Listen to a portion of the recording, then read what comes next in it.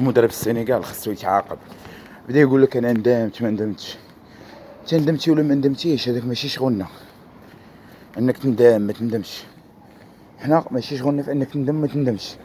انت وقفتي لقاء، وقفتي عالم على قدو، دخلوا خرجوا، يعني شي حاجه اللي عمرها ما طرات في كره القدم. وكون غير كانت في الدقيقه مثلا 50 دقيقه 60 تقول ماشي مشكل، بنادم يرجع في المقابله وبزاف د الحوايج درتيها في اخر دقيقه. يعني انت بحال بغيتي توقف في القدر بغيتي توقف فيه. حنا كنحترموا القانون، كنحترموا القوانين، وكنحترموا الاجنده قوانين لا ديال فيفا لا ديال الكاف. انت ما احترمتي لا كاف لا فيفا لا امير لا رؤساء، ما احترمتي حتى شي حد. طبقتي واحد الاسلوب ديال الدراري الصغار، ديال فين هي حلوتي، عطاوني حلوتي. لا راه ماشي حلوتك اولدي، راه ماشي حلوتك، لا لا حلوتي هادي حلوتي، عطاوني حلوتي. هادشي اللي طبقتي، وطبقتيها علينا كشعب، وطبقتيها علينا كمنظومه. زياده على التخاذل ديال البلدان العربيه. حنا لكان الجمهور المغربي ما شجعش الجمهور المصري ولا ما شجعش الجمهور الجزائري، هذاك راي شخصي، ولكن ما ظلموكمش، ما تعداوش عليكم. ما خديناش حنا لمصر، حنا ما خديناش لمصر رباح، ولا خدينا ولا خدينا الجزائر رباح، ولا قلنا لهم من لا ما يربحوش. ولا جا الاعلام ديالنا بدا يضرب في الجزائريين، ولا ما درناش هادشي. حنا وعمرنا غنديرو نطيحو لهاد المستوى.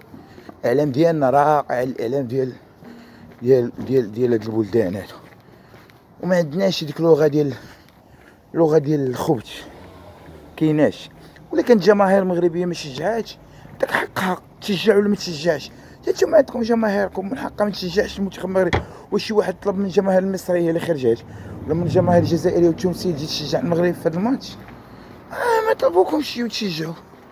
ولكن علاش تمارسوا علينا لو الذراع؟ علاش كتعاونوهم في الاعلام؟ هذا درس للمغرب، هذا درس للمغاربه باش ما يطيحوش في هادشي مره اخرى. فاش تلعبوا كره القدم مابقاوش تلعبوا بعاطفه، حيدوا العاطفه من الرياضه. ديك العاطفه ديال اخواننا السنغاليين غيرأفوا بينا، لا ماشي بحال المصريين. ديك الهضره ما كاينش، كلشي بحال ما رحموكمش، ما عقلوش عليكم، مارسوا عليكم الخبث الكروي. وهذا الشيء هذا راه غيتعاقبوا عليه، لانه رئيس الفيفا اشار بلغه حاده للكاف باش ياخذوا التدابير اللازمه، غيديروا التدابير التأديبيه. بعد ذلك غيوصل الامر حيت خاصو يبداو بالتسلسل، لانه كاين قانون وكاين نظام. غيبدا بالتسلسل، غيبدا من الكاف وغيبدا طالع. يعني بدايه غيبدا بالكاف، وبعد ذلك غيجيو واحد تأديبات واحد الاجراءات اخرى من الفيفا. وكيتقال انه ممكن حرمان السنغال من المرور او من المشاركه في كاس العالم، وتعويضها بالفريق الثاني في المجموعه ديالها. هذا هو ما يروج. كان هناك بعض الرائجه انه سوف يعاد قيام الكاس، ولكن هذا صعب انه النهائي انه يتعاد نهائي. ولكن ممكن انهم يتحرموا من النسخات القادمه، النسخه او النسختين كاس افريقيا القادمه.